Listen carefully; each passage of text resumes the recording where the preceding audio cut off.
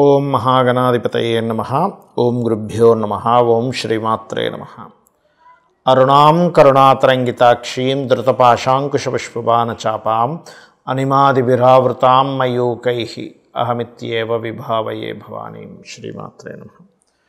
ప్రేక్షకులకి లలితాంబిక అమ్మవారి యొక్క అనుగ్రహం పరిపూర్ణంగా కలగాలని స్ఫూర్తిగా కోరుకుంటూ మనం ఈరోజు 16వ తేదీ నుంచి 31వ తేదీ వరకు ఉన్నటువంటి పక్ష ఫలితాలు ఏ విధంగా ఉన్నాయి, అలాగే గ్రహస్థితి ఏ విధంగా ఉంది ఈ 15 రోజుల పాటు అంటే పక్ష ఫలితం చూసుకున్నట్లయితే, గురువు మనకి మిథున రాశిలో ఉంటూ 18వ తేదీకి మారిపోతున్నాడు కర్కాటకంలోకి. అలాగే శుక్రుడు 17వ తేదీ శుక్రుడు చూసుకున్నట్లయితే అక్కడే ఉంటున్నాడు కన్యారాశిలోనే. రవి మాత్రం 17వ తేదీకి కన్యారాశి నుంచి తులారాశిలోకి మారుతున్నాడు.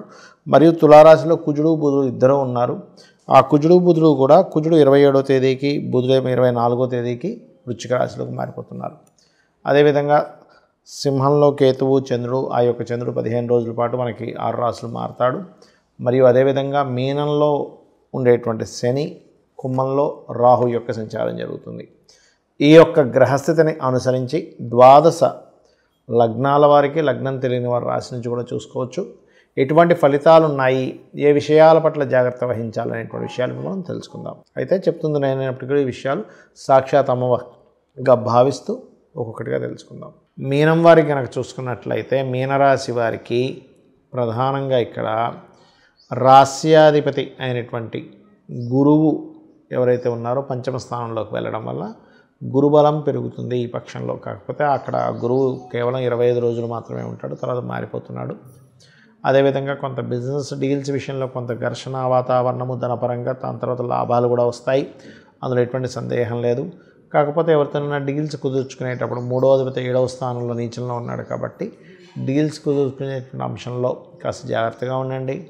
శుక్రవారాలు ఎట్టి పరిస్థితుల్లో మీరు డీల్స్ కుదుర్చుకోకండి. శుక్రుడు నీచంలో ఉన్నాడు కాబట్టి శుక్రవారాలు డీల్స్ కుదుర్చుకోకపోవడము, వివాహ జీవితం విషయంలో జీవిత భాగస్వామిని ఎంపిక చేసుకోవడం ఇటువంటివి ఏమీ చేయకండి దయచేసి. అలాగే సంతానం కోసం చేసే ప్రయత్నం మాత్రం ఖచ్చితంగా ఫలిస్తుంది. బుధవారాలు మంగళవారాలు వాహనం మీద వెళ్ళేటప్పుడు కాస్త జాగ్రత్తగా ఉండండి. అలాగే ఇక్కడ ఈ సప్తమ స్థానంలో శుక్రుడు మారే వరకు, అంటే ఆల్మోస్ట్ ఆయన ఇంకో 20-25 రోజులు ఉంటాడు. అక్కడ మారే వరకు మాత్రం వివాహం జోలికి, పార్ట్నర్షిప్స్ జోలికి, పార్ట్నర్స్కి ధనం పెట్టడం లాంటివి ఎట్టి పరిస్థితుల్లో చేయకండి. అలాగే మరొక విషయం ఏంటంటే, ఉద్యోగం కోసం ఎవరైతే ఇతర దేశాలకి, ఇప్పుడుంటే కాస్త అమెరికాలో సరిగ్గా సిచ్యువేషన్స్ లేదు కానీ అమెరికా కాకుండా ఆస్ట్రేలియానో, లండనో, యూకేనో ఇలా ఉంటాయి కదా, అటువంటి ప్రదేశాలకి వెళ్ళేటప్పుడు కాస్త చూసుకొని అడుగు వేయండి. తద్వారా ఏమవుతుందంటే, మీకు ఇప్పుడు ఉండేటువంటి గ్రహస్థితి ఎప్పుడైతే దశమాధిపతి చరరాశుల్లో ఉన్నాడో, మరలా 12వ స్థానంలో రాహు ఉండి లగ్నంలో శని ఉన్నాడో, ఇవన్నీ ఏంటంటే విదేశాల కోసం చేసే ప్రయత్నాన్ని సఫలీకృతం చేసేటువంటి కాంబినేషన్. కాబట్టి ఎట్టి పరిస్థితుల్లో కూడా ఈ యొక్క అవకాశాన్ని వదులుకోకండి. అలాగే మీరు నిత్యము కూడా దత్తాత్రేయుడి యొక్క ఆరాధన, ఏదైనా దుర్గాదేవి ఆలయానికి వెళ్ళి అక్కడ ఏదైనా సేవ చేయడం చేయండి. తద్వారా ఏమవుతుందంటే, దుర్గా ఆరాధన వల్ల ఏలినాటి శని ప్రభావం ఉంది కదా, తగ్గుతుంది. లేదా కాలభైరవ ఆలయానికి వెళ్ళడం, ఆంజనేయ స్వామి ఆలయాలకు వెళ్ళడం, శని గ్రహానికి సంబంధించినటువంటి నువ్వులు ఏవైతే ఉంటాయో నువ్వుల్ని దానంగా ఇవ్వడం, 1 కేజీ నువ్వులు, బ్లూ కలర్ వస్త్రం, ఇవి గనక మీరు చేస్తూ ఉన్నట్లయితే ఖచ్చితంగా మీకున్నటువంటి సమస్యలు తగ్గుతాయి. వీలున్నప్పుడల్లా కూడా దత్తాత్రేయ పారాయణ లేకపోతే దక్షిణామూర్తి స్తోత్ర పఠనం చేయండి, అనే విధాలు బాగుంటుంది. చాలామంది ఏమండి మేము ఎంత కష్టపడినా కూడా మాకు ధనపరమైనటువంటి విషయాల్లో అభివృద్ధి ఉండట్లేదు, ఏమి చేయాలని అడుగుతూ ఉంటారు. ఇక్కడ 3 అంశాలు ప్రధానంగా. ఒకటి, మీ యొక్క జన్మజాతకంలో ధనాధిపతి లక్ష్మీ స్థానాలను కొని ఉంటాయి. ధనాన్ని ఇచ్చేటువంటి ధనస్థానం. అలాగే మీ ఆలోచనలు, మీరు ఎక్కడైనా నిర్ణయాలు తప్పు తీసుకుంటున్నారా, ఆ నిర్ణయాల వల్లే మీకు ధన సంబంధించిన ఇబ్బంది తగ్గుతుందా అని చెప్పేది పంచమ స్థానం. పూర్వజన్మ పుణ్యాన్ని బట్టి వచ్చేటువంటి ధనయోగం ఉంటుంది, అది 9వ స్థానం. అలాగే లాభాలు, వ్యాపారాలు బట్టి వచ్చేటువంటి లాభస్థానం. లేదంటే నేను జాబ్ పరంగా చేస్తానండి అన్నప్పుడు 6వ స్థానాన్ని, దశమ స్థానాన్ని ఇట్లా చూస్తూ ఉంటాం. అయితే ఇందులో ఒక్కొక్క గ్రహానికి ఒక నిర్దిష్టమైనటువంటి కారకత్వాలు ఉంటాయి. ఒక్కొక్క గ్రహానికి గుర్తుపెట్టుకోండి. ఆ గ్రహము మొత్తం మనకి 2 ఛాయాగ్రహాలు, మిగతా 7 గ్రహాలు మొత్తం 9 కలిపితే మీ ధనాధిపతి ఏ నక్షత్రములో ఉన్నాడు, ఏ గ్రహంతో సంబంధం కలిగి ఉన్నాడు, అసలు అక్కడ ఉన్నదేమిటి, మీరు ఎక్స్పెక్ట్ చేస్తుంది ఏమిటి అంటే చిన్న ఎగ్జాంపుల్ చెప్తాను చూడండి. మనం చక్కగా మామిడికాయకి సంబంధించి మామిడి చెట్టుకు సంబంధించిన ఒక టెంకని పాతాం. అదేమైంది, పెద్ద అయింది, వృక్షమైంది, మొత్తం మామిడి పళ్ళు ఇస్తుంది. మీరు ఎక్స్పెక్టేషన్ మాత్రం చింతకాయలు రావాలనో లేకపోతే సీతాఫలం రావాలనో అనుకున్నారు. అది రావట్లేదు. ఎక్కడి నుంచి వస్తుంది అంటే మీరు ఏదైతే నాటారో భూమిలో దాని యొక్క ఫలమే వస్తుంది. అలాగే మనం పూర్వజన్మలో ఏదైతే కర్మ చేశామో ఆ కర్మ సంబంధించిన ఫలితం వస్తూ ఉంటుంది. జ్యోతిష్ శాస్త్రంలో మీకు అసలు ధనయోగం ఎందులో ఉందో చూసుకోవాలి. అంటే ఒక వ్యాపారం చేస్తే ఉందా, ఉద్యోగం చేస్తే ఉందా, ఆ ఉద్యోగం కూడా ఇక్కడ చేస్తూ ఉందా, వేరే రాష్ట్రానికి మారాలా, వేరే దేశానికి వెళ్ళాలా. చాలామంది ఏమనుకుంటారు, ఏమంటే నేను పెద్దగా చదువుకోలేదు, ఏ దేశానికి వెళ్తాను.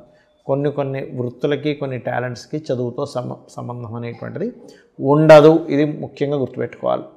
అలాగే వ్యాపారం చేసేటట్టయినా చదువుకునేటప్పుడైనా కూడా ముఖ్యంగా చిన్నపిల్లలకి ఒక ఏజ్ వచ్చినప్పటి నుంచే, ఒక సర్టన్ ఏజ్ స్టార్ట్ అయినప్పటి నుంచే జాతకం చూపించుకుంటే అసలు వీళ్ళు ఏ రంగాల్లోకి వెళ్తే బాగుంటుంది.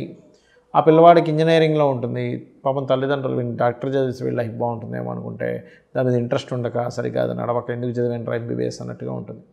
ఇంకొంతమందికి ఫ్యాషన్ దాని మీద ఉంటే వాళ్ళు వెళ్ళి ఇంకో డాక్టర్ చదువుతూ ఉంటారు. అట్లా ఏంటంటే అసలు మొట్టమొదటిగా మన జన్మజాతకంలో అసలు ఏ యోగం ఉంది, అందరికీ కూడా ఆర్థికమైనటువంటి ఇబ్బందులే 90% ఉంటాయి. మిగతా అంతా కూడా ఏంటి, ఆరోగ్యం అనుకోండి, మిగతా మ్యారిటల్ ఇష్యూస్ అనుకోండి, ఇవన్నీ దట్ ఈస్ డిఫరెంట్ థింగ్. కానీ ఆర్థికంగా స్థిరపడితే ప్రతి ఒక్కరూ ఆనందంగా ఉంటారు. కాబట్టి మీ అందరికీ కూడా నేను చెప్పేది ఒకటే, మీరు ఎంత ఇబ్బంది పడుతున్నా అమ్మవారి నామం ఒకటి ఉంది, అది కనుక మీరు స్మరించుకోగలిగితే భక్తి శ్రద్ధ భావనతో నిత్యము రోజు చేస్తూ ఎక్కడా కూడా టైం తప్పకుండా, ఎందుకంటే ఉదయం పూటే చేయండి. చాలామంది ఏంటంటే ఏమంటే సాయంత్రం చేసుకోవచ్చా, ఉదయం మిస్ అయితే అంటే చేయొచ్చు, చేయకూడదని కాదు. కానీ ఏమవుతుంటుందంటే ప్రాక్టికల్గా నేను చూసినప్పుడు కొంతమందికి నాన్ వెజిటేరియనో లేకపోతే ఇంకోటితో అలవాటు ఉంటుంది. పొద్దున్నే మీరు చేసేసుకున్నారు అనుకోండి, తర్వాత మీకు ఉండే అలవాటుని బట్టి ఏదో తింటారు, ఫుడ్ రిలేటెడ్ సంబంధించింది, అది వారి వృత్తులను బట్టి వారికి సంబంధించినటువంటి దీన్ని బట్టి వాళ్ళకి అలవాటు ఉంటుంది. ఇక్కడ ఏమవుతుంది, మధ్యాహ్నం ఏదో నాన్ వెజిటేరియన్ తిన్నారు, అమ్మ ఇవాళ సాయంత్రం నేను చేయకూడదు కదా, అమ్మవారిది కదా అని పెండింగ్ పెడతాం. ఈ కంటిన్యూటీ అనేటువంటిది మన ఆహారపు అలవాట్ల మూలంగా ఎక్కడో అది ఆగుతూ ఉంటుంది. అలాగే మరొక విషయం ఏంటంటే చాలామంది 108 సార్లు చేయడం, ఒక మాల తిప్పడం చేస్తారు. అలా చేయకండి. ఒక 45 నిమిషాలు లేదా అరగంట సేపు నేను చెప్పబోయే మంత్రాన్ని చేయండి. ఖచ్చితంగా మీకు ఫైనాన్షియల్గా బాగుంటుంది, అప్పులున్నా కూడా క్లియర్ అవుతాయి. ఆ రెండో ఏంటో కూడా చెప్తాను. ఒకటి, ఓం ధర్మాధ్యక్ష ధనాధ్యక్ష ధనధాన్య వివర్ధినియే నమః. ఇది మీరు పలికేటప్పుడు ఆ భావన కనెక్ట్ అవ్వాలి. ధర్మాధ్యక్ష అనగానే ఆ ధర్మాన్ని అధ్యక్షురాలు నీవేక తల్లి. ధనాధ్యక్ష ఈ విశ్వంలో ఉండేటువంటి ప్రతి ఏదైతే మనీ ఫామ్లో ఉందో, మనీ అనేటువంటి పవర్ ఫామ్లో ఉందో అంతటికీ అధ్యక్షురాలు నువ్వే కదా తల్లి. ధనధాన్య వివర్ధిని, ధనాన్ని ధాన్యాన్ని ఇచ్చే తల్లివి నువ్వే కదా అని లలితాంబవారిని అనుకోండి. అలాగే ఓం అపర్ణాయై నమః. ఈ మంత్రము ఖచ్చితంగా మీకు అప్పుల నుంచి బయటపడేస్తుంది, అప్పుల బాధల నుంచి బయటపడగలుగుతారు. అంటే క్యాలిక్యులేషన్ అనేది స్టార్ట్ అవుతుంది, ఎలా చేయాలి, ఎలా అప్పు తీర్చుకోవాలి, నాకు ఉన్నటువంటి అప్పు ఎలాగా అనే దాని మీద మనకి అర్థమవుతూ ఉంటుంది. ఈ 2 నామాలు రోజు చేయండి. 100% మీకున్నటువంటి అప్పులు తగ్గడము, మీకు ఫైనాన్షియల్గా గ్రోత్ పెరగడం జరుగుతుంది. మీరు అనుకోవచ్చు ఏమండి ఇవన్నీ నేను ఇంట్లో కూర్చుంటే చేస్తే అవుతుంది. ఇంట్లో కూర్చుంటే చేయడం కాదు, మీ పనులు మీరు చేసుకుంటూ మీ ప్రయత్నాలు మీరు చేస్తే ప్రయత్నమే భగవంతుడు, ప్రయత్నమే అమ్మవారు. గుర్తుపెట్టుకోండి, ప్రతి ఫామ్లోని ఒక్కొక్క రూపంలో ఎనర్జీ రూపంలో అమ్మవారు ఉంటుంది. ఇది మీరు చేసి మీ అందరూ తరించాలని మనస్ఫూర్తిగా కోరుకుంటూ శ్రీమాత్రే నమః.